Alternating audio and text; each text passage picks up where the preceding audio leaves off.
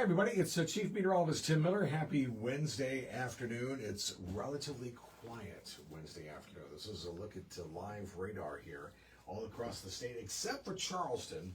And let me tell you, I'm going to zoom in here to Charleston real quick.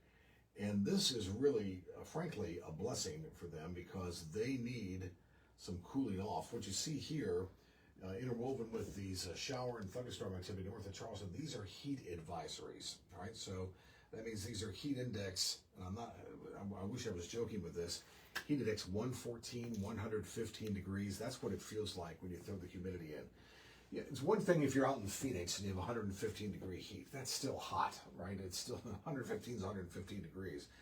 But you throw 115 degrees with this type of humidity and the dew points at around 80 degrees, which is a dew point that you'd basically see in the Amazon, I kid you not. This is oppressive, and this is dangerous heat.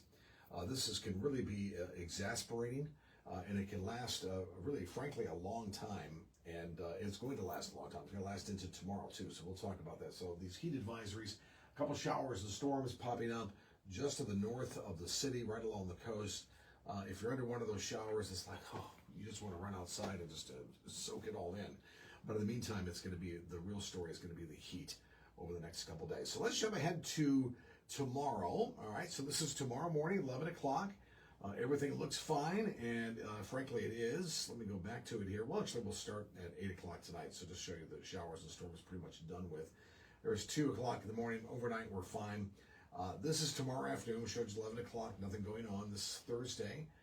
Notice by tomorrow afternoon, we could have a decent shot at some showers here, mostly western part of the state, up towards the upstate. A lot of this activity over Georgia, central Georgia, but then you have showers from about Orangeburg, I'd say past Calhoun County, down into Charleston. More showers perhaps overnight into Thursday, as you can see. And then quickly, as the sun sets, the energy's gone and the storms are pretty much gone with it. We'll have to repeat on Friday. This is Friday morning. Everything looks to be fine. Friday afternoon, looks like the same picture, right? Well, you're getting those showers and storms. Rain chance, generally speaking, throughout the state is anywhere from 30 to 40% at best. I wish I could say there would be more, but I don't think that's going to be the case. Once you get the time you get in the morning, storms are done.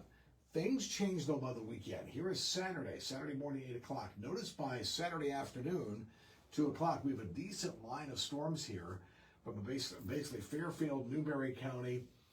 That's Chester up into York, Greenville, Spartanburg, Cherokee. Then you have Edgefield, McCormick County. That activity will move south down into Richland County, and then boom, by Saturday afternoon, late evening, everyone gets in on the action. So at that point, we're talking about a 50% chance of scattered showers and storms. That will lower the temperature once these storms pop.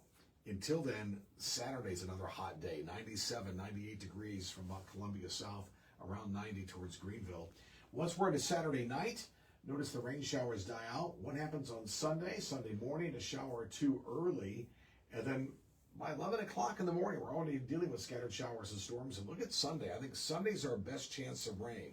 One of the reasons being we're going to have a quasi-front that will actually make it down far to the south. It really doesn't happen in July for us to get fronts, but this one will have enough oomph to get over the mountains, and as it does so, it basically stalls out over us.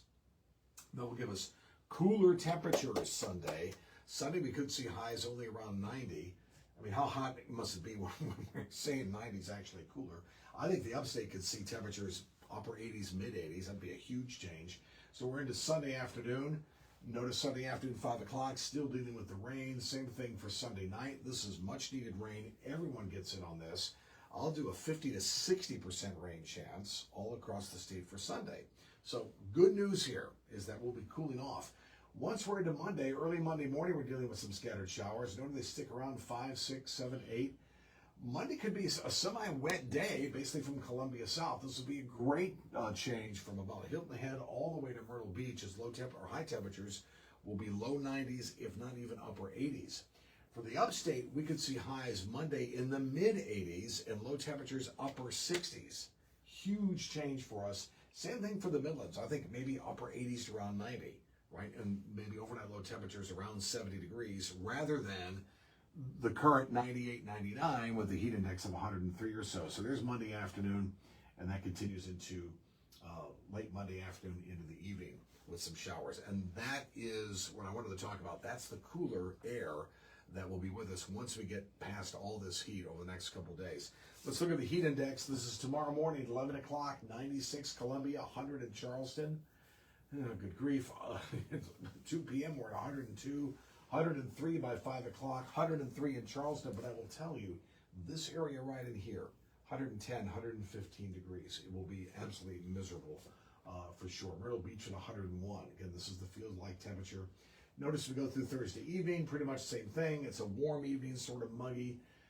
Back to Friday. Here's Friday morning, 11 o'clock, 97, what it feels like in Columbia, 104 at 2 o'clock, Charleston at 105, 99 Greenville, 101 Rock Hill. Again, this is this oppressive heat we've had for days, very unusual for us. Even at 5 o'clock Friday, we're still dealing with 102. Let's jump ahead here to Saturday. This is Saturday morning, 96, 101 still by afternoon time.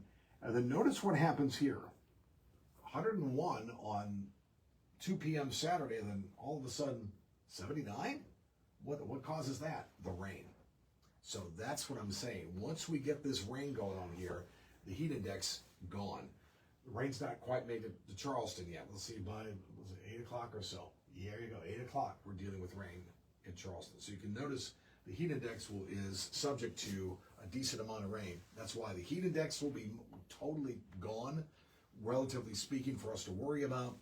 And the temperatures itself will be down by the weekend, early part of next week. So let's hang in there.